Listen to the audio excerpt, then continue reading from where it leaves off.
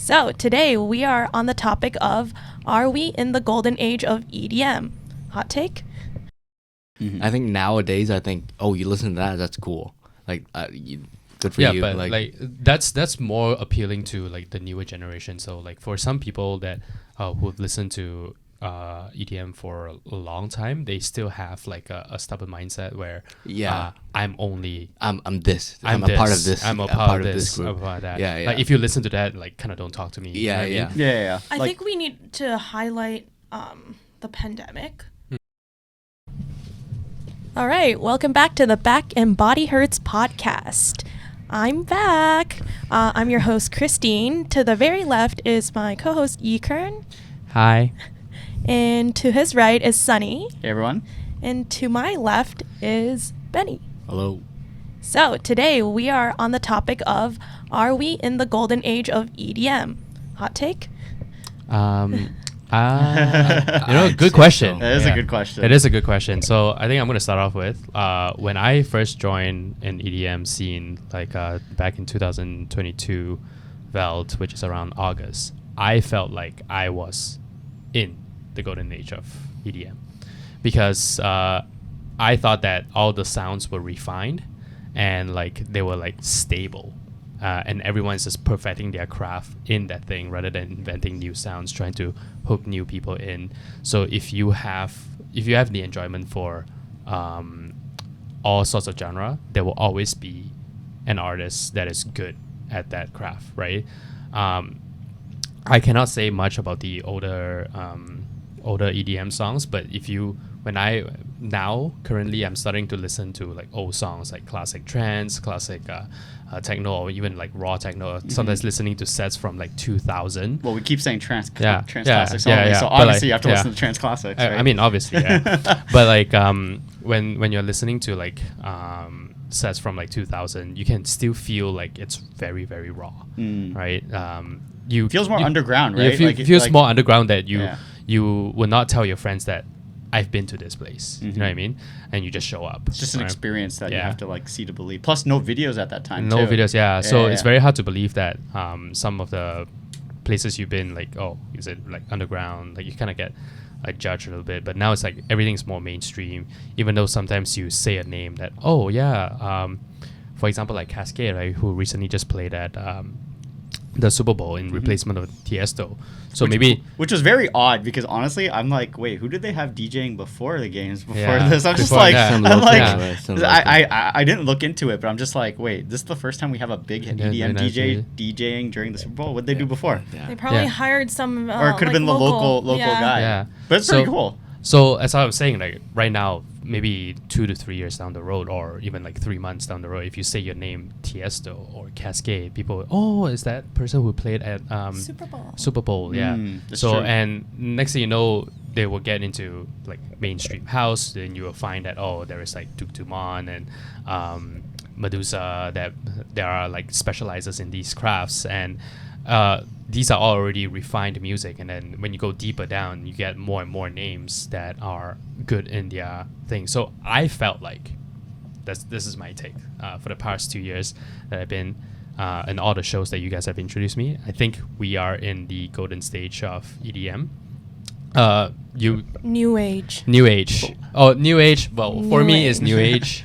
For them, maybe it's like the golden age, but I'll let everyone else to do their take. But I may strike a lot of hate for this because I started late. I didn't start early. It's a different time too, just to touch upon that, because like when you started was after the pandemic too. Yeah, it was after the pandemic. So obviously everyone was bottled up inside. Obviously you didn't really rave at that time, but like for us, like it just stopped. So it's just, I didn't really feel it. That's the thing. That's the thing, right? Like for us, it was just like, holy shit, like things changed. People doing online sets. It was so weird. Plus, the one thing over the years is like how technology has influenced how easily it is to access sets and stuff, right? There's like Couchlands. Yeah, and also like some people refer to the golden age also, like nowadays it's just so easy to see shows compared to before. Like before, back in the government days, it was like an event to go out to the government, like to get like a cab to like round up your friends and do that because like Uber was just starting at that time too. And this is like back in like 2010, 2011 too, right? So like this is like a long time ago. Instagram was like just in its early phase. I don't even know if Instagram was. I don't think big No, thing. 2014 was when it around. 2013, 2014. That's what I mean. You only had like Facebook at that time. And Friendster. Yeah. And MySpace. Yeah. Oh, MySpace was a little. But touching upon the Super Bowl, so obviously Cascade DJ. What's the prediction of when we're gonna have an EDM guy as the as the halftime? I don't know, because usually for halftime it's more of a performance than it is. You can have a performance at the EDM. It has to be like banger, like banger. It'll be Afterlife. It'll be Afterlife. just a full screen around the DJ. Yeah. Eric Frid's Hollow, just like a circular sphere. Do the circular sphere inside. People are gonna be very confused. It's probably gonna be Taylor Swift next year. Like, come on, like. I think it's still a long way for that to actually happen. Yeah. We will probably need to have a lot more holographic technology where you can like see the screen very, very clearly from where you sit around the stadium. So I think it's a waste, but like we are making inch by inch into the mainstream crowd, the normies, I guess you can say. But we're also adapting quite a bit too. Yeah. I know you touched upon like it was like everyone's refined sound and all that, but like if you look at nowadays too, and all these new sounds that are coming up, they're like kind of popping like we've talked about this a bunch, hard techno, how it's just kind of blew up. Like if you look at like, I'm curious to see what the EDC lineup looks like, because I always look at the EDC lineup as like they're always, because they're the one festival where they have dedicated genres for each stage and like each thing. I'm curious what trend they have, because another one is also UK Garage, which we talked like we saw Sammy, right? That sound wasn't really popular like a year ago. Do you think which stage that Sammy will play in the EDC? It would probably be Neon Garden. You think it's Neon Garden? It'd be Neon Garden or Cosmic Meadow. It's one of those. It's one of those two. Or it could be Stereo Bloom too. Like they just throw it on the stage. So one of the curious ones is, where is hard techno gonna go?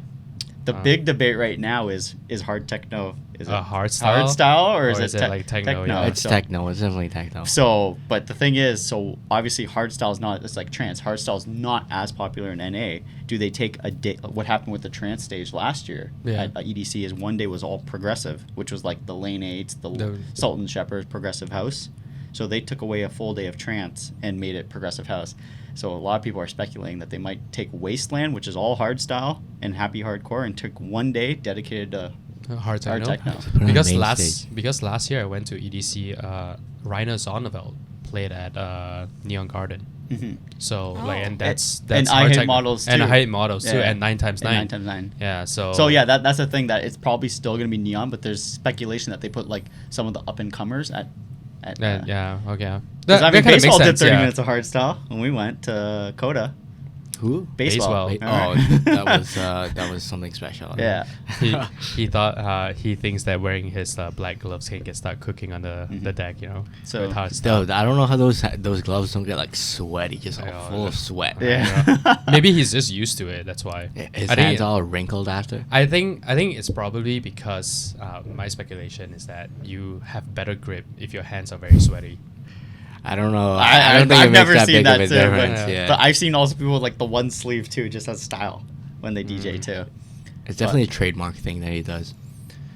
In terms of, I don't necessarily think the sound is what makes it the golden era of EDM music. I think it's how accessible it is to everybody. That's my take on it too. And how accepted it is. Because back then, like, say 2015, when you tell people you go to a rave, it's kind of off-putting, because the whole culture is like really deep with the vitamins and all that, partying like really hard and just seeing the sunlight when you leave the club. Yeah. So that brings up an interesting question on this. So like we talk about, are we in the golden age of EDM?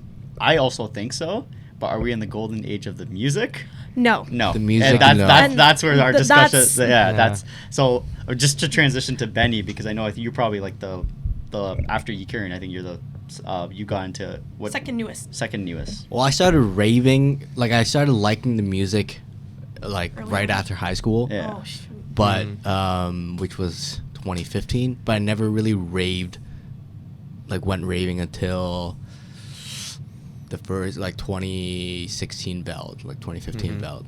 But then it wasn't like a every weekend like I am now. It's like a every once in a while I go to a rave. Yeah. It's mostly because in Ottawa there's not a lot of raves, so that's it true. really depends where you are and where you live and how accessible it is. Because we have a club in Ottawa, it's called Barrymore's. I think it's still there. Mm-hmm. They host some of the APs for Escapade, and that's pretty much the only one. There's City at Night too. There's City at Night. There's not one in the basement. That's The City at Night. The The City at Night. That one's not bad. Yeah, that one's It's not okay. bad. But they get shows every once in a while. But it's so hard. Like usually people go to Toronto because, Or Montreal. because there's an international airport there, and in Ottawa it's really hard to get to. Like, Oh, it's so far. It it's it so makes far. no sense because you have to go to Toronto and then take a 4-hour train ride to Ottawa. Or you fly to Montreal and you take a 2-hour. Yeah, that Fair too. enough. Yeah, or you yeah. fly to Ottawa. Or you could fly to Ottawa, but it's like a 30-minute. But there's not a lot of direct flights into Ottawa. Ottawa. You Yeah, got to that's go the to Toronto problem. first, and then you go to Yeah. It's true. Ottawa. Yeah, and that's a hassle. Yeah. Yeah, that makes sense. Yeah, for traveling. But for you, with your progression, I know you're more underground than most, right? Like Yeah. he started off at Veld. You probably did too, right? I started out Yeah, at Bell no. for but sure. Yeah. you went straight to the dark side right away, right? Actually, no. It was only within the last 2 years I went to the dark side. Like when I was in school in Ottawa, I would always play a State of Trance and Above and Beyond group therapy, and like just watch all the ultra sets, like just like everyone else. In his man cave. Yeah. And then it eventually became a dungeon. But you started before the pandemic, right? Technically. I started before. But how long did you have before the pandemic hit? So that was when I was like not always going to festivals. Yeah. So when the pandemic hit is when I graduated and I came back to Toronto from Ottawa, because Ottawa doesn't have a lot of raves, and I came back from into Toronto, and then everything got locked down. So it's like, I was already itching to go out, and then it's like, you can't go out. That's you only get the Twitch streams and live streams. So when the pandemic is done. I was the first night I went to Comfort Zone. Yeah. First night everything course. lifted, I went to I Comfort Zone. did go to like one of those boat party ones that they hosted and all that. my You still had to wear jeez. mask and all that. I think I went to Access too, like 2 weeks after. Like I just got in the full swing of it, and then. But the funny thing is that a lot of people forget we had a moment. I think it was in 2022, or was it 20? Oh, there was like it went. We It was opened locked up, down and we opened up and then we locked locked back down. Yeah. So Yeah, there was yeah. that Yeah, I fall remember that. time where we went. Yeah, we went crazy. We Yeah, went crazy for like a couple weeks. I actually didn't really go out at that time. I just waited fully. I went to New York for I think Adam Bear's Thursday right before it became a hotspot again. That's nuts. No, sorry, that was before the pandemic, and we went. Was that Hollow? I think I went. Yeah, it was Hollow, and then after I think it was Adam Bear's Thursday. We were just like there before the shutdown. I also think like back then music was not really available to everybody. Like in terms of there's no like back then there wasn't electronic music. Back then it was like bands and orchestras, and that was really for like the high class of people. Like if you're like a low class person back then, you weren't really going to like orchestras and dressing up and going to that. So it also plays a big part. I mean, today. you listen to like hard rock music at like Hard Rock Cafe. Yeah, You have to buy like physical albums and vinyl sets. That's where people transitioned into dubstep, though. Yeah, Yeah. like a lot of the rock people go into dubstep. And then now there's EDM orchestras. Yeah, those ones are sick. Yeah, those ones are sick though. Oh, did you see Kanye West post Afterlife? He posted like Excision's thing too. Yeah, I was like, what the Excision's hell is thing, it? so- All Yeah. these companies. I'm like, what? What is this post? He just wants the people who does visual for them. So Yeah, we'll put it in the video. The Yeah, His head? we'll The put one it- with his head? Yeah. Yeah. And, no, so- he has like his Insta page too, and he Oh, shows. really? Yeah, he tagged Afterlife and Excision. Anima. That's so random. Yeah. No, but it's not the one where his head is on it. Somebody put his head on like the visual for. Oh, I think Excision? that's just a Photoshop Yeah, after that's the a tweet. Photoshop, yeah, after no, the it's- tweet. Yeah, yeah. we'll put something in the video where you guys can see. It's pretty funny. But Yeah. yeah. So like as what we talked about, like I'm also in agreement that I think right now is the golden age. But I know we'll move on to Christine. Me and her probably have the same opinion that in terms of music, for us, I still hold some of the previous times close to my heart, and I felt like we were in like a banging phase, is what I like to call it, where it's just like everything was fresh, everything was like oh my god, this is so cool. I think our conversations would be a little longer since our duration is longer. Yeah, that's true. But I started in 2014. I was basically dragged into it by my best friend. She was a party goer, and I was like 17. I was like I wouldn't say the best Asian studious girl, but then my parents are pretty conservative, so I was pretty like at home. Did you go out to like the clubs a lot during like the 2015, 2014, 2016? Oh yeah, once I turned 18, I went to Laurier for university, so then I moved out, right? But then I would come home every weekend to party. Wow. I started drinking when I was like 19, almost, 19. 19 is the legal age, yeah. So Because, in my dad's family, like, he wasn't allowed to drink until he was 18, but we're a family of heavyweights, so. It all tied in as an only child. I just like unleashed. So, but like, I was dragged to my first event at the Gov. I think we mentioned this before. That was like 2 months before it closed. I saw Vice Tone. It was like December 2014. Yeah. That was the golden age of the big room phase. I believe that's what we call it, right? So yeah, that's my golden age. Also, with it's Hardwell, nostalgic. Right? Yeah, like 2010 to 2014, 15.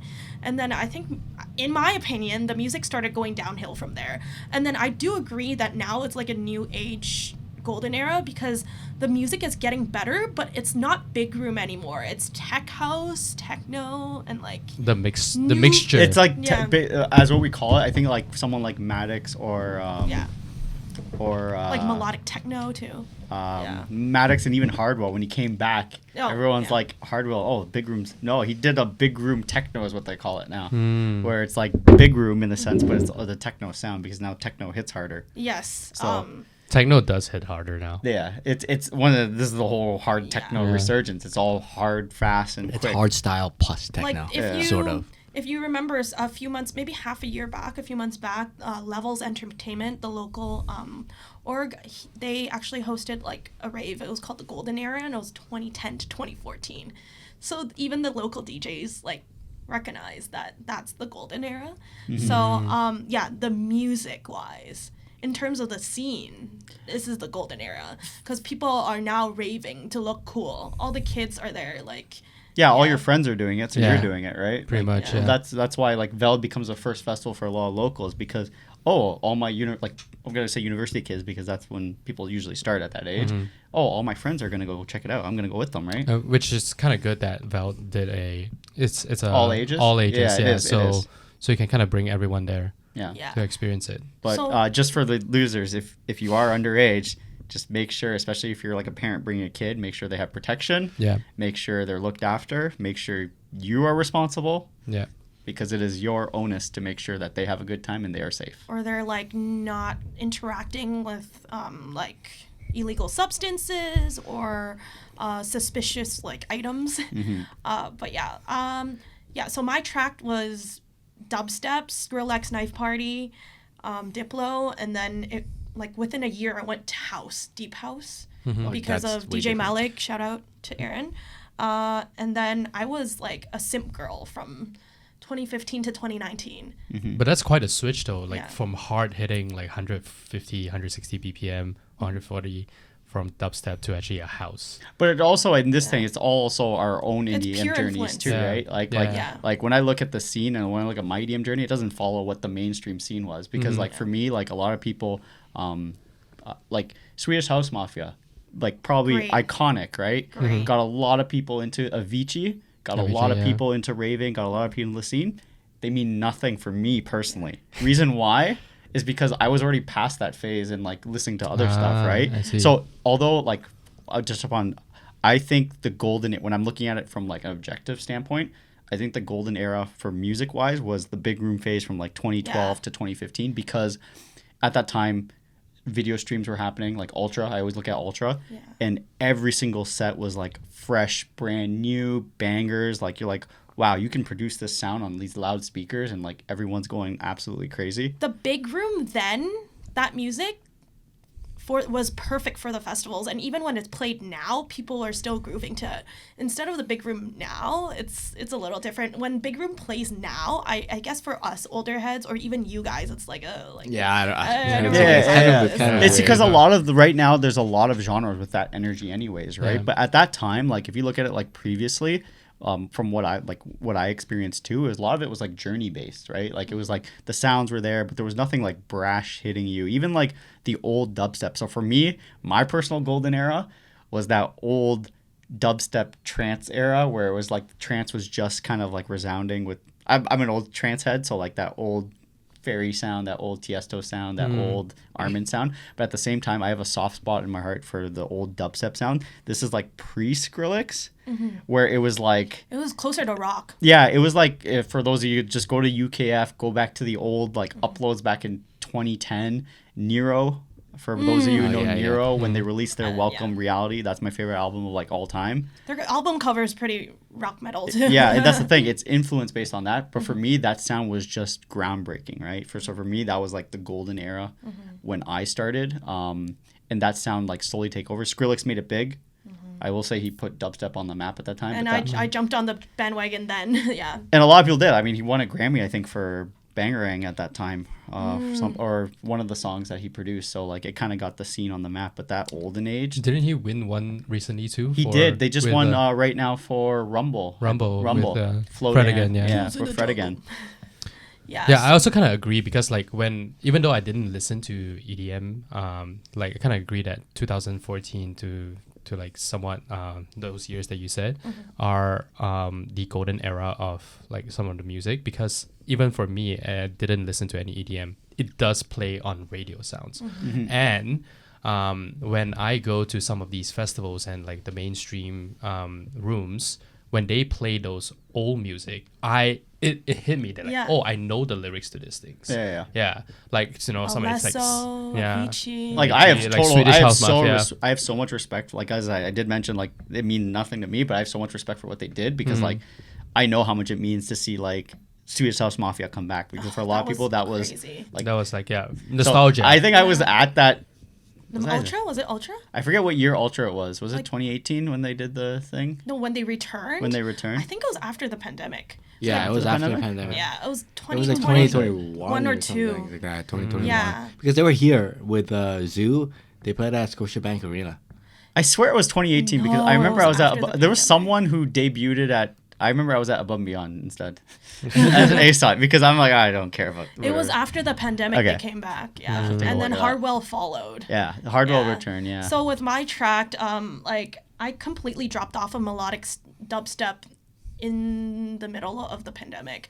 So when the pandemic hit, my last show was like Excision and Jason Ross, and then nowadays, other than like Ophelia Records, I don't really listen to melodic dub anymore, and I was a big simp girl for a good like 5 years. I think trance actually hits harder to the heart, so I don't listen to it very often. Started in somewhere in 2017, but appreciating it more because it's like I think people listen to techno and trance hand in hand, like separately but hand in hand. Yeah, they do. Yeah, so... Well, now the sound's infused. Yeah. So that's the thing right now. This is what we're talking about, the golden age, is that right now there's some... I like it right now because there's new genres popping up, like people bringing back the old trance sound with techno, hard techno right now with the brasher sounds. Then you also have people inventing big room techno. Yeah. So like techno is now, back in the day, techno was the underground music, right? Yeah. You just vibe to it in a club. And then things now, it's like on the main stage, and you're seeing it too with people like Charlotte DeWitt headlining. Yeah. And Sarah Landry is going for now Tomorrowland. For Tomorrowland too. Sarah Landry, the first hard techno act on Tomorrowland, stage, which is kind of crazy. I'm going. I think with now the mixing of the different genres, everyone just, it doesn't matter what you listen to. Like I think before I'd be like, oh, you listen to that? That's kind of weird. I don't listen to that. I think nowadays I think, oh, you listen to that? That's cool. Like good for you. Yeah, but like that's more appealing to like the newer generation. So like for some people that who've listened to EDM for a long time, they still have like a stubborn mindset where I'm this. I'm a part of this. I'm a part of this group. I'm a part of that. Yeah. Like if you listen to that, like kind of don't talk to me. Yeah. I think we need to highlight the pandemic. Mm-hmm. Yeah, because like I feel like the DJs were cooking during the pandemic, and then I don't know, were you stagnant? Were you two stagnant during the pandemic? Because I felt like my music range for EDM was pretty stagnant during the pandemic. Yeah. Honestly, right before the pandemic, I felt like I was in a lull. I was like listening to dubstep. I was listening to quite a bit of dubstep, but like at that time, I just felt like for me, it's always a mishmash of genres, right? So for me, it's like trying to shove everything through like a door, right? Right. So like the door stopped because the pandemic happened. Yeah. So it's kind of like, okay, I'm just listening to whatever at this point. I think the first 3 months I sat in my bed. I didn't have a home, like I did have a PC system, but it wasn't like new, so I had 2 laptops open, and I would stream. I would basically like Netflix party or like video call my friends, and we would watch a Twitch stream together. I bought a projector with like disco lights, and like I bought LED lights all over my room so I could rave in my bed. Yeah, we did what is it? I think Zoom at that time just popped off or one of those things. We did like those streams with friends where like someone would do a live stream. I remember key one was like Elon Bluestone doing like a live stream set, and we all tuned in from our homes because no one could see each other, right? Yeah. So it was cool. That brings me to a funny side topic that I had with a friend. You know what I miss? I actually miss those pandemic sets because I feel like we don't get those now anymore. The quality of those sets. Nowadays, because once again, everyone's now back touring full time. Yeah. So whenever sets get released, what is it? It's a festival set that they already did. But I found when they did like a DJ set at home, it's much better. Creative. It was much better, more creative. Yeah. There was some legendary ones at that time too, where it's like one artist only did one pandemic set, but he went balls to the wall, insane. Like probably the best set he's ever played. Like Andy C, for example, did a set like that blew my mind. Yeah, I forgot who I watched, but then like they would like some of them would rent out like private like spaces, and they would just Oh yeah, they'd rent out like the club too. I remember seeing I think Ministry of Sound, Delta Heavy rented it out and did like a live set there. Right? And it's with the full production too, or they just get like a weird warehouse. I really like the outdoor sets. Like like the circle sets that they do in like locations, or not. Those are nice too, but like some people would just do them on the rooftop and like of buildings, and like and then they have like big productions like they're not no big well, it was Leighton Giardini on top of like some roof, and if he's just playing like I don't know, it's just like a city view in the back. Yeah, right? exactly. It's like those ones were nice. Yeah. Do you prefer an outdoor set or a indoor set? Depends on the music. It depends on the music. Like for me, when it comes to outdoor sets, it's like sometimes I like the problem with an outdoor set is that I find it becomes more of a social hangout for a lot of people.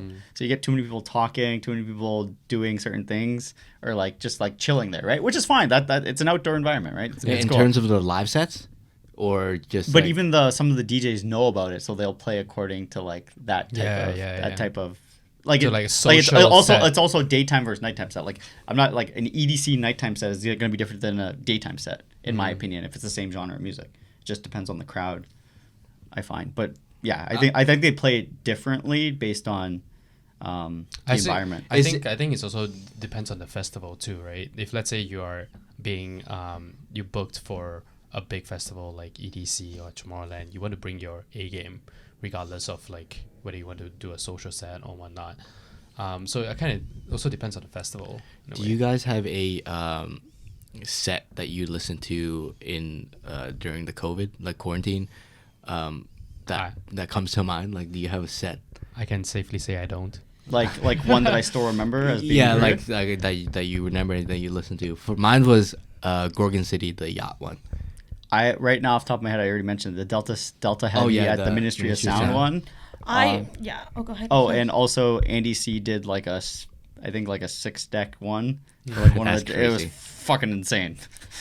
Like it was like and I think AMC did one too, but like no, one of them he did like a special. Like Andy C did like a special one, which was like Andy C going like no Tony Piper, just him going balls to the wall with his tracks. For me, it was like I think Seven Lions every like few weeks would do like a live set, the live stream, and a live stream on Twitch, and then he would like I think he did a Abraxas set as well. So I remember mainly tuning into Seven Lions, and then And then I'm not too sure if I mentioned on the pod before, but there was a SoundCloud track that I listened to in the shower like all the time, and I think I only stopped listening to it like at the end of the pandemic, which was Illenium's 2018 unreleased edits banger, because he recycles a lot of those snippets of that like 40 minute track into all his shows. Like even nowadays you'll hear some of those sounds or some of those transitions from the unreleased edits. I think that was his best one, and yeah, now it just hits different. So yeah, I want to give one more shout out to Club Quarantine, Gabriel in Dresden, because that was a weekly series he did, and that got the trance community, like everyone was behind that, even guest DJs and all that, and he kept it going a little bit after the pandemic too, but Club Quarantine was like the weekly go-to. This was on Twitch as well? This is on Twitch, and he had a great setup. He was ready for Twitch, so yeah. I mean, you did mention that like when Gabriel and Dresden came last year to Coda, people who retired came back. Yeah, they did. Yeah. Yeah, so I think Gabriel and Dresden is actually a very good DJ to actually look out for if you are into Anjuna beats and trance. You mentioned retiring. That brings up a great question I know we've talked about. Is there an age limit to raving? I wanted to retire at 25, which put me at 2022, and I decided this near the end of 2019. So you know what happened. Like, I was like, no, I need to come back. And then I'm never leaving. So for me, the short answer is there is no age limit to raving. The main thing I always tell people is you got to look at your responsibilities, what you have going on in life, and just honestly, naturally, I think you'll naturally retire is pretty much what it is, or you'll have lulls. Like in my EDM journey since I've been raving since like 2010, I've had technically, I want to say two phases of retirement. Two phases of retirement and one force, which is the pandemic. The pandemic one was just, okay, I guess I'm retiring. We're all going. We're all going down together. But I had one with just rave family at that time, just more confidence issues and just like things kind of broke apart, and then I just didn't want to go with myself. I had to get comfortable, so I just kind of just stopped. The second one was career. Right. I was also living in Kitchener-Waterloo, where I'm born and raised, working in that area. So for me to go to raves, Beta shut down. So Beta had a couple events that I tried going to. I did go to some events, but I felt like I was like more like, it was more like I didn't actively go out and like someone invited me to it. Right. I didn't actively search for it. I think I mentioned this before. One of the last shows I saw there, right before they closed, my friend got a Boxing Day deal, and I saw Ben Gold for $2. I saw Ben Gold. I was there too. You were there? I was there. Was it a $5 ticket or $2? I think I got $5. Yeah. It was Gareth for like $5 too. Something retarded. Back then, prices for EDM tickets were cheap, man. Yeah, that's why unfortunately, like I've talked to people about Beta before. Beta was fantastic, but in a university town, people just weren't willing. Cater. And like artist fees kept going up, right? Yeah. So you can't bring. Like they had Skrillex there in like 2013. I remember that. Yeah, they had Skrillex there. But now you can't pay to have Skrillex there. There's no way people would pay. Me catching the end of things. I'm telling you, golden era, government, like. Yeah, and if you ask the Toronto community, everyone always refers back to the government. When the government shut down, the golden age of Toronto ended for a lot of people, right? That was January or February of 2015. Yeah. Yeah. There's also so much money in EDM right now that it's like a lot of FU money. It's becoming to the point where it has to be like it has to come because there's money in it to be made, and I'm peeking. But just to round out the age thing, what's your guys' take on that? Like, do you have a set? Like, have you guys ever thought about it? Like a set time you think you're gonna rave, or? I think once I have start a family. Yeah. Nah, bring your kids to the rave, bro. I know. Once they're old enough. But I know people who technically like they don't go out as often, but they still rave. I would do that, like the trading. We were talking about the same friend probably, like the trading out, and then like the tag teaming. Like, one person goes to this event, one person goes to this event, someone watches the kids. Yeah, we like Seven Lions when it was like 2 days, it was like one parent and the other. That's so essentially what happened. I think it naturally comes. I know my one friend, she just had kids, so it just would you bring your kids to the rave though? I mean, when they're old enough. Like maybe you gotta show them 5. You gotta show them that you also you brought them into this, you know what I mean? How did you? I think, like, especially for us, like, we started this podcast because for our love for EDM. Right. I don't think that love will go away. Yeah. I personally don't. Yeah. Just maybe the frequency of us going to raves based on responsibilities. But honestly, if, like, say down the road, like 5 years from now, and things work out, you want to go to Tomorrowland, and it works out, you're gonna go. Yeah, you know what I mean? yeah. Like, you're not gonna go if everything works out. It You becomes still love it. Yeah, it becomes an extra thing to do when you're Exactly. traveling. Yeah. And plus, as you get older, you should, like, if you've planned your life properly, I said, guys, focus on school, make sure you have everything in order. Yeah. Things are expensive. Family planning, you'll have more income to do this stuff. I Yeah. think might phase out of like big venue, big room shows, because sometimes you just like, I've noticed even some of my friends in their like mid to late 30s, they're just like, oh, like they're in a crowd next to like 18-year-olds. And yeah, we've Yeah. talked It about feels that too. weird, So like, right? one thing to touch upon that is also with all our tastes too, and other people's tastes, some genres too, right? Like your genre changes, and like the trance crowd we've talked about is very old. It's very old. Yeah. Like I feel young and there's, if you go to jungle drum and bass, I feel even younger. Like those, that crowd's like 40. There's like a like underground desert crowd too. Yeah, like the psytrance community, like Yeah. everyone has certain genres that attract the younger. Like I want to say the trap crowd attracts the younger ones. So I mentioned this ISO Knock. ISO Knock, and I felt like a grandpa there. Shrine. Yeah. In LA. Yeah, right? I felt like a grandpa there because like they gave everyone 21 plus wristbands, and I'm just like, you just look around the crowd and you're like, half these people aren't even wearing wristbands. So this past weekend was, or like last Thursday was ISO Knock in New York City at Brooklyn Hangar. My friend's 23, and he was like, there's a bunch of shirtless teenagers next to me, and I feel so weird. And he's only 23, so. Have you guys ever felt bothered by age? I remember in, I think 2018 or 2019, and like, mind you, back then I was just like 21 or something. There was an all ages Galantis event at Rebel, and like it was like on a Thursday night or something, and it started really early, and you just see a swarm of high school kids like running in, and I'm like, I do not want to be here. Yeah. I honestly, sometimes I say that about Veld too. Yeah. Because Veld's all ages. It's the first EDM festival. I'm like, I don't want to Yeah. be around these kids. Yeah, but the thing is that when you see some, like that was for me in my case when I went to Vel and there was a bunch of young people, I just felt like, they are about to experience something. You just feel the youthfulness from their vibes. I do get yeah. that, yes. Yeah, but then like when you stand next to them, you look like this, and they're like, Yeah, you're I mean, like they're watching all them over, like yeah. a parent or Yeah, something. exactly, It's pretty just much, like, yeah. It's like, did I look like this? Yeah, you know they don't really know what they're doing, and Yeah. then you're just like, oh gosh, I don't want to be in this crowd. Yeah, Yeah. that, I take, so for me personally, like I take that when I see, like I have like friends like with younger siblings. We even rave with people who are like 20-year-olds, 21-year-olds. I just look at them like a rave dad. I'm like, yo, I Yeah. already had this experience. I understand what you're going through, especially like just with people who take vitamins and stuff like that, and just like take things slow, listen to your body. You know, this stuff will always stay, is what I always tell them, right? This is why taking breaks. Some people have asked me too, because I've been raving for a long time and I go out a lot right now. I know. And then you guys didn't ask me. Yeah, 118 shows. Yeah. I'm trying. Once again, but I treat it like more of a social outing at that point. We've talked about this before, Yeah. but like taking breaks, listen to your body. Yeah, Like, for it's sure. okay to take breaks. okay to take Financial situation as well. I think for retirement or like when you're getting out of the EDM scene, it's more how frequent you are going to festivals and club raves, right? Because like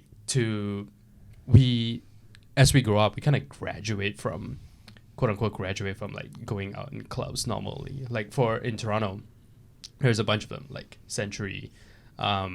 Century, BT, whatnot. You kind of grow out of it, and then you go to like a more. Some deeper, people never grow out of BT. I mean, but like, yeah. So BT, Big Trouble, right? Yeah, In Big Toronto. Trouble, yeah. So and then they go into like Coda, and then after that they go into the underground raves and things like Vertigo, that. Comfort Zone. Comfort Zone. So it's like you kind of reach to like that phase until to the point that where do you draw the line? Where do you say like, oh, I think I'm like too old for this? Then you hit yeah, Burning but Man yeah. and the desert raves. Yeah. But I think it's all individual based, right? Yeah, I like think it's what I said, like frequency of rave. We just talked about it. Yeah. What I do does not work for like 90% of the people out there. yeah, for and I sure. will tell you, you do not follow what I do, because like I can do it. 2 shows a week, at least. But yes, we talked about 2 shows a week, but we're not going to talk about what's going to happen next week. No, we're not. All right. What's happening this weekend? Stay tuned to the recap next week. It's like when the poster drops, you're like, fuck, I want to go. Yeah, you want to go. A lot of posters dropped last week. Okay, wait. Do you guys get FOMO though? Because on it, I want to say I don't, but at the same time, I just go. But it's not like if I missed Camel Fat yesterday. Camel Fat just happened in Toronto. I have zero FOMO missing that. Me too. Yeah, me too. Zero. But I also went to a different show, so.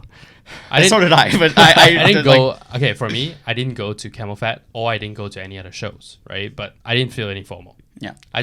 I saw some of the stories they posted and they played some of the notable songs. I was like, oh yeah, you played the song. Okay. I think coming right out of the pandemic, that's when you had the most FOMO. Of like, coming right out of the pandemic. Yeah. Okay. So like, oh, this guy's coming. I got to see him. Because it's just like, it's starting again. Yeah. But now I think it's sort of died down to the point where even I'm not seeing every show. Like, I'm not trying to catch every show. I'm not catching every show anymore because I've seen most of these people. Yeah. Mm-hmm. But, like, I only feel FOMO nowadays if, like, a certain dynamic or a certain group of, like, friends go out. And not everybody. So more of the social aspect, It's right? more the Like, social it's like aspect. I want to relate to Gareth Emery going out too. Like Yeah. if you missed that Gareth Emery later, like if I missed it, I'd have FOMO because it's like that's a unique experience in Toronto. Yeah. And if I couldn't make it, I'd be upset. Yeah, because I have Saturday tickets, right? I'm trying to figure out if I want to go both days, but then I also have the New York ticket the next week. So it's just like, Decisions. which friends am I considering right now? Yeah. Sounds like us all of them. Also, when it comes to the show, which show will you enjoy the most? Because we've Yeah. talked about this too. The Yeah. Saturday for Toronto is going to be very packed. I mean, yeah, we also That talked is about very true. Yeah, but we also talk about like the friends that you go with to a show does make a difference. Yeah, right? you get memories from going with it's Yeah. like going to a festival with friends too. Like some of the best moments at festivals are with your friends. Moments that aren't even at the festival, just sequences of stuff that happens That's during the true, rave. Yeah. Or like even during the pre and things like that. Yeah. I think once you see them once, at least once, you don't. Depends on it's like- timing too. yeah. Like I wanted like ISO, XO. I didn't need to go. Honestly, I was like I was talking to you about it too. I was just like, I might sell my ticket. Yeah. I didn't really. And But for me, like I wanted to go because I had never seen you never him. saw Yeah, him, right? yeah. Exactly. It's all about having fun, really. Yeah. If you know you're not gonna have fun, then it's. If it in my feels, opinion- exactly. in If it my feels like a opinion- drag, like oh my god, I gotta go Yeah, out. yeah. I've heard that a bunch. Some of our friends have said that. I had a friend say this to me last night too, with the event because I didn't go to Camel Fat because I helped Belinda, our guest, with Yeah. one of her DJ sets. So we drove down together. Like I recorded some stuff for her, like to help her promote. We had a friend who kind of bailed last minute, saying, "Yo, he was too tired," but like he already had the thought in his head that he was going to be too tired, so he kind of canceled. But honestly, I can't blame him. Like Yeah. if you're gonna get Conserve your energy for Yeah. other shows or something. Trust your body. yeah, exactly. In Like, my opinion, listens if to you're gonna if you're going to a show makes you feel like it's a drag and you're gonna bring down everyone else's Mood. enjoyment and Yeah. mood, then maybe just stay home, take a break. But yeah, that's my opinion on that. But here's the thing though, if you stay home, take a break, and then if you feel FOMO, I think that's your Last fault. minute send. Last minute send. There's That makes last sense. minute cheap Or tickets. or there's always pull out the set, listen to 5 minutes, and then go. That's you. Yeah. Oh, I think I'll like this. Okay, I'll go. Yeah. Or do it right before ticket sale drops. Yeah. It's like, this artist seems good. Oh, yeah, I'm going to buy my ticket. So, for your long years of raving, Sonny, do you think like the sound quality and the sound, the techniques that the DJ use, is it better back then or is it better now? So if let's say we use the sound quality in this current generation to the way how it flows on the melody from back then, will it sound even better? I think... See, that's really hard because we also have equipment changes too, and technology has improved, speakers have improved. I think when you're first starting raving, you don't really know the technique. That too. Yeah. That You don't too. know. You don't You know. just go I think and- for all of us when we started, we didn't know. You I don't didn't know really anything. care We didn't know either. anything. Yeah, but now like once you're more into it and like you kind of can recognize the sounds and how two songs are being brought together, then it brings a different level of appreciation to the craft. We kind of touched upon that like last episode. Yeah. And nowadays it is easier. I think all of us can agree it is easier with technology, software out there. Easier for people to like find tutorials on how to do it. Yeah. You can just have a jam session with your friend and learn how to DJ. I know we talked about that too. Back then, once again, it's much harder to start up. Yeah. Getting the equipment was probably more expensive. You don't have like online resources that is easily accessible and things like that. Mm-hmm. It's because like I was talking to one of my friend. One of the whole reasons why trance classic is a genre by itself is because you cannot actually produce that. Can't replicate it. You cannot synthesize. You cannot replicate that particular sound quality because of the improvements of the equipment, right? And you just cannot do it. Like, so if we are able to like kind of synthesize original soundtracks to make a remix or a mashup of what the older ones are to this current era, and it does sound good because like now, even in Luminosity, which is a trance festival, 4 days, there are dedicated days for classic only, right? In particular stage. So I haven't seen one. It only happens in trance. I haven't seen one in like other genres yet. You know what it is, and for those of our like, this is going a bit more technical on the DJ side. I think with trance classic, the classic is in the name. Acid has been around for a very long time. Yeah. So it's not like. Have you listened to the older acids? Yes, I have. It's What? sort of similar, but. It goes back to the software thing, right? Yeah. To input, so like this is what I was just about to mention, that a lot of those old sounds, and you see it if you guys have watched videos, for listeners who don't really know too much about this, is like there's like keyboards out there that you can't even get anymore that produce that old sound. So that's another thing that's kind of transitioned. This is why it's very software heavy, and you can't replicate some of those old sounds. That's why some of those it's hardware established as well. like if you've ever for our listeners, go check out Deadmau5's setup, his studio. His home tour with Linus Tech Tip. Yeah. He has keyboards that don't even exist now that he's collected over the years, and it's all set up, and he can make modular sounds from it using analog sounds. So he's going down to the raw element to make some sounds, which is like crazy.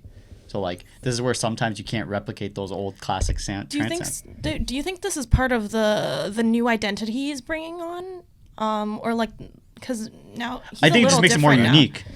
He can still replicate it. Because people remember how we mentioned, like people miss his sets with like his back then his helmet on, but now his music's a little different from the helmet stuff, right? So do you think like that's part of it, or it's also adapting to what the age EDM is, what's popular? Do you think his set's gonna be good tonight? For Deadmau5? Deadmau5. I think he's gonna play drum and bass, so yes. But you're not going. I'm not going because there's only one way to find out. I know there's only one way to find out. If you go, I go. You go, I go. Don't you can't. Can you even go? You can't. I'm going something else. So that's something different. No, but then you can go to that. Yeah, that's what I said. That's what I said. You can go to Bangkok after. Yeah, you can. Yeah. You already stayed up last night. You're already doing doubles next week.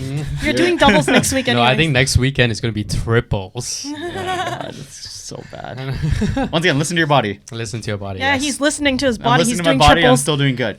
I think he's gonna do a throwback for a couple hours, and I mean like for like 30 minutes. Wait, the is same this way Rebel? as this is that Rebel. Rebel? Yeah. See, I don't know. I'm so tired of Rebel. I'm so sorry. I'm gonna go on a tangent. I'm on a different opinion of Deadmau5 because like I've seen some pretty ass sets over the year. The Veld set was not amazing last year, in my opinion. That back to back was questionable. Did you go to the Decadence set outside of Rebel in the parking lot?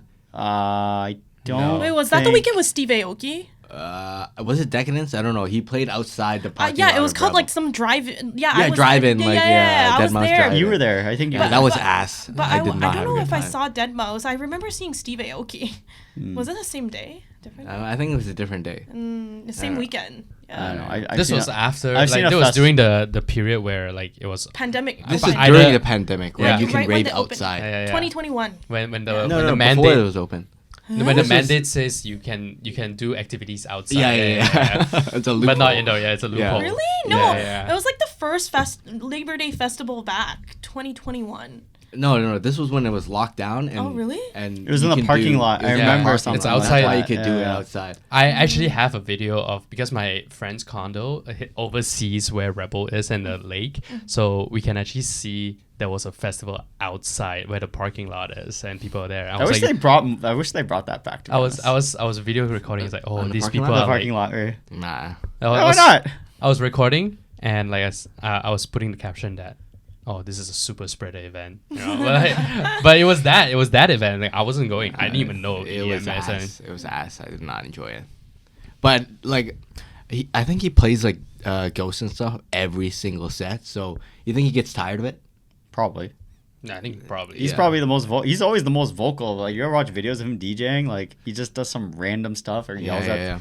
I think right now, deadmau5 is trying to go more into his aliases rather than his original And deadmau5 that's why thing. people aren't appreciating it. Yeah. Well, it's also because of his health, right? He cannot put on Yeah. the helmet for too long because of his like neck injury. I mean, he's been doing it so long. Like he doesn't want to keep doing the same my sound my over thing, and over. my thing with him is he just doesn't give a fuck and he just wants to do whatever he wants to do. Yeah. You know what I mean? I guess that's too, because like it's just like the whole drum and bass thing. So he Yeah. did the teaser and that blew up. Everyone's like, what? And now he's confirmed doing EDC Mexico, a drum and bass set. Like what? DnB mainstream. He did apparently in the Chicago show. He did 30 minutes of drum and bass just like that. He just dropped 30 minutes of drum and bass. He don't give a. He doesn't give a crap. That's the thing with deadmau5. You don't know what to expect when you go to deadmau5. You could just play strobe on repeat and tell everyone, "Fuck you." I'm just playing strobe on repeat. Yeah. Like, honestly, like I think deadmau5 is big enough for him to do that. But Yeah. he just honestly Because- doesn't care. Because last year at Val, when he did the back-to-back with Rez, Felt like Rez just did everything. yeah, it felt like Rez just did everything, It was and, really like good. Rez was like high BPM, and then he dropped that Resident Evil song, the theme song from the thing, and that BPM just went from top Whoop. whoop, all the way down to like calm, and then you went back up with Rez when you switched A back. little whack. Oh, but I like that song. Oh. Yeah. Yeah. But yeah, just to I guess wrap things up. How long do you guys think this golden age would last for? Or will EDM become mainstream where there's like a whole ass radio for it? Like in Europe, how there's like, it's just so part of the culture that it's baked in. Like that. I think it's also phases. I think in North America, it's kind of in Europe. It's already kind of there, Europe is definitely there. Yeah, but like Europe it's is also definitely- like more underground too, where like they have niche. The niche genres are like I want to say drum and bass in UK is like probably one of the top genres there because everyone knows it's a cultural aspect. Okay, I'll ask you a question. How many years do you think that North America will become Europe? Oh, dude. 10, 15. I honestly, it's because the thing is, you also have to realize Europe is going to keep evolving. And Oh, you yeah. know, and Europe is so small. If you In- think about in- it, yeah, in it is. terms of landmass, it's like 1/10 of Canada, like 1/20th of Canada. I mean, if you don't include Russia, but yes. That's a good point because we look at NA. Oh, but like Russia's East mostly Coast- Asia. But East Coast raving is different than West Coast raving and what they like, right? So Yeah, like that's it's true too. completely like Everything is so much more accessible in Europe, though. They have the train. They have the train. It's yeah. so accessible small. because the landmass is small. Exactly. Yeah. So it being like Europe in North America, I think it's a little bit harder. I But I don't know. I don't know about when, I think though. each are on its own path, but I always felt like North America is lagging a little bit behind because Europe is always evolving. Yeah. Mm-hmm. So like once again like we look at some sounds, they're making their way over here. UK garage, hard techno, some of the old they've already been popping up in Europe Yeah, for we've like been- the last we've been 2 getting- years. Yeah. I think currently for like just EDM in general, like cities wise, it's like New York and Miami for North America. Because like club space, and then you've got all the Brooklyn, New York venues. The Mirage. Mirage, Hangar. Some No, of the people are basement- actually basement, underground. Yeah, people are actually boycotting Mirage. So Because- The people haven't gotten refunds yet, right? yeah. Oh, that's crazy. So like, but for the other stuff like the Hangar, the Brooklyn Navy Yards, there's like Basement, a bunch of the Monarch. There's a bunch of venues, and like raving is a mainstream thing in New York City. And Yeah. the thing I touch upon that is that like I find once again, if someone like right now with the hard techno phase like Teletech and coming to North America, Blackworth coming to North America, what's the first city they always choose? New York City. New York. Yeah. Right? So like the thing is it's like when it comes to like NA, there's always one city that has to adapt it, and then you see where the sound resonates from there, or like what other cities can do it. Like like no one I'm just gonna go in the Midwest of America and like the farmlands, is someone gonna listen to hard techno? Probably not. You know what I mean? Maybe in Even the if they're room. close to like somewhere like St. Louis or something, right? Maybe when I move to Texas, yeah. That'll be me. Could be. It's interesting to think about, for sure. But I think it's also very easily accessed to New York from everywhere around North America. It's like relatively cheap. easiest for Europe too. Yeah. Like Flying. Afterlife has a show every year now in New York. You so, just can expect it. yeah. It's gonna be there. Yeah. There's no like now LA probably expected it's gonna have one every year. Yeah. But flying to New York is a headache, man. Yeah. Not Well, really I for mean- us. No, for me. No, not really. Not for I you. mean, the last I mean, you're going time based we- on the last thing, which we've already talked about before. But Yeah. yeah. The problem with New York, in my opinion, is just accommodation. If you don't have people to stay with. Yeah, and I Make people do get usually. expensive. So Yeah. yeah, Because you stay at a hotel and that's already like $200 a night. Yeah, it's so expensive. Hey, we already talked about this. Just bring your own tent. Yeah, that's true. Yeah. You bring your own tent, And then just sleep just on the go- street. Yeah, exactly. Go to the park, you'll fit right in. So one thing about the golden age of EDM, I think we're kind of I think on this panel we're thinking it is now, right now. We Yeah, I are in think a so. golden age, but I know myself and Christine think we still have probably the big room phase as like the golden age of the music. That was the foundation. That to me is the foundation. We'd like to hear your guys' thoughts on any of our socials if you want to make a comment. What you guys feel is the golden age. Everyone's gonna be different, so it's be an interesting so topic. like how you would define the golden age of EDM music. Because I felt like even after the big room phase, we had a bit of a lull. I'm actually drawing a blank on like what happened between 2016 and 20. I think people were just trying to find a new sound because Yeah. the big room was kind of dying out. I think Yeah. that's the emergence of tech house. That's when Rez started rising. So. Yeah, like I think Yeah. that's when we had a mini dubstep phase because So that's when I was huge into dubstep too Yeah, at that yeah, me too. 2017, 2018 time. Me too. I remember that was when I started raving every week, like So- 2017, 2018. So you guys think the sound is what makes it, or I mean, it is the whole EDM thing, It's- right? it- It's just I- the I- sound. It's two aspects, right? It's two aspects. Yeah. If it's two separate things. If we're talking about music, then yes, it depends on like it's the sound at that time that does it. But and like a I lot think of people consider it 2010 to 2014, 15. that's when yeah. things blew up like Yeah. quite a bit for the golden age of EDM. That's when a lot of people, especially our age, they started at that time. Mm-hmm. Obviously, for someone new, it's a different opinion. This is why your opinion's really great because like you just started recently. You may have been listening for a while. I think but- he's also part of a big crowd because like Yeah. if it's a golden age, then there's a lot of people joining. Like Yeah. like Yeah. Well, I mean, I did innovation. hear it in radios, like Yeah. sandstorms and things Yeah. like that. Yeah. And you know what's funny about Sandstorm? You just mentioned Sandstorm right now. Sandstorm, and this is where the technology and like how media has worked. If you look at the trend of Sandstorm, it was dead until some random Twitch thing went viral, and then all of a sudden Sandstorm literally shot up in popularity in like a year again. It's still played at every single event. But like Yeah. for the during that big room phase, I didn't hear Sandstorm. Did you? Oh no! I'm saying now. Yeah, that's what I Now. mean. But like that's what I mean. Like back in that like 2016, 2018, like I didn't Yeah. hear Sandstorm once, and No, then all of a no, sudden no. just blew up. a lot of the old songs are coming back too, Yeah. which I love. But here's the thing, though. Like in all these clubs, you don't expect Sandstorm to come on, but if the DJ plays it, you just like look at each other. Oh Yeah, my god! Sandstorm. We've talked about it before too. When Like, when it- Marsh, Yeah, yeah. It's Marsh- it's not like Where You Are where they're like, oh yeah, it's playing again. It's like, oh my god, Sandstorm, Sandstorm, but it yeah. plays every Savage. single event. Yeah.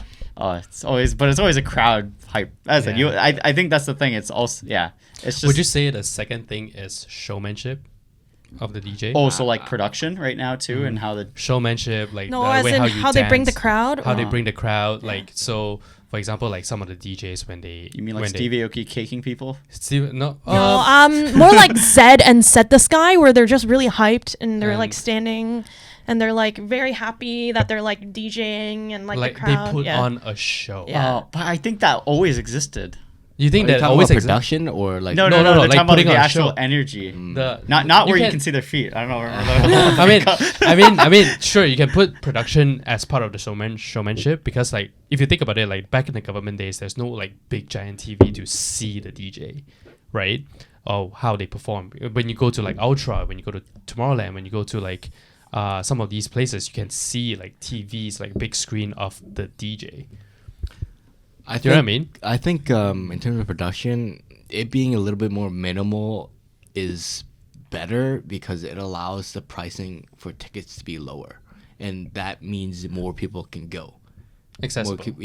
More people can afford to go. But it's different. It's like you're telling Excision and Gareth Emery to like lower their laser count. Yeah, so that's what, That's that's the thing. Like for me, that's an Excision showmanship, like him having the laser. But you bring up a good point. Back in the early days, you didn't even see the DJ. Yeah, you don't even see. Yeah. Like I'm talking about this is before any of us started raving. Like we're talking about like the OGs, like the 2000 people where there's no phone. You see those old videos, everyone's just vibing out in the crowd. If you look at those videos, you don't even see the DJ. Yeah, you don't even know where the DJ is located. Exactly. It's just the music is playing. So like when that slowly transitioned to like all of us facing the DJ, it's kind of like the DJ has to know how to do a showmanship, right? So Some of them don't give a shit. I know some of them don't give a shit, right? But like the more DJs, underground DJs that I've seen, when they start DJing their own genre of music, they also know how to dance to their own journey sets that they put up, right? For example, like Miss Monique, I brought like one of a new friend to see her. She said that the way how she danced, the way how she had dye her hair, and the way how her hair flows with the green and how the lighting is, it's mesmerizing to see her dance with the music that she plays. So it's like part of that showmanship. It's also marketing for them. Once again, like with the whole technology thing, you know you're gonna get recorded.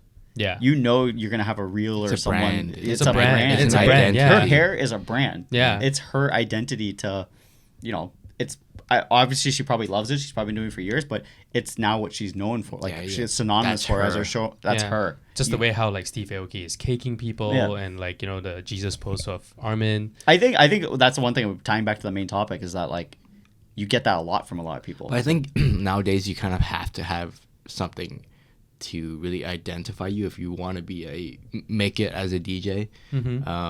Because if you, I don't know, but the more and more niche things that you're putting up, right? Like Casablanca has like his own synthesizer machine that it's like a showmanship. It's in awe. When we saw that Kodo show, we were all front row just watching. It was like so cool to see because it was like seamless. You don't, and once again, we don't know too much about the technology that we're using and like how they do it, but it looked like they were doing something. Yeah, they were doing something. That was it was not just like how the meme says for a DJ. Oh, press play. Yeah. What the hell does DJ do? Right? Is it press play? Is it like I can also go up to the deck and just press play for a button, right? But it's just how like how unique they want to show it. It's like the showmanship part of the show, rather than just the music, right? So that's why like I was just touching upon like when you want to enjoy EDM. You don't listen to individual songs on Spotify. You actually go to the show because it's actually a show. It's actually a show. It's an entertainment show, right? The same way as how like I'll put an example. Like I've been to Doja Cat last a couple months back. They did put up like huge production. They have costumes, they have lighting, they have fog machine. It's like a show when they want to sing their song, right? I think it's the same thing with EDM phase right now. But it's adapting to what the mainstream is doing, like what Taylor Swift is doing with her show, like the Eras show. Everyone knows Taylor Swift's song, like most of us probably heard it. But the show she puts on apparently is worth the people paying that ticket price. I hear that too. Apparently, yeah. So like that says something too. Like even they're evolving, and that's just branching into like EDM and how they want to appeal the crowd. Everyone has their different ways. Like Excision, I was talking about with Afterlife with their visuals, Excision with his lasers. That is even Kanye West caught eye on that. You know what I mean? Exactly. So I think I think showmanship is part of it for sure. So like if you want to make it out as a DJ, you need to find your niche as who are you as the identity. I mean, you have to make it out. If you want to make it out for anything, you have to find your niche. Yeah. Exactly. I mean, you gotta you're gonna find gotta be your unique. specialty. You gotta be very unique. Well, and I think the more you do, the better you get. Yeah. So, is there anything else we want to talk about on this? I think that's everything for this week's episode. Stay tuned to the Boys Benders next week. We'll have updates on that. Well, comment below when your golden age of EDM was, or has it even started? Yes. Or Yeah, we'd like to hear your guys' feedback on that. That'd for be sure. really, really interesting to see what your guys' take. or DM us if you're on Spotify listening right now. But yeah, thank you for listening. Catch you guys next week. Bye. Bye. Bye.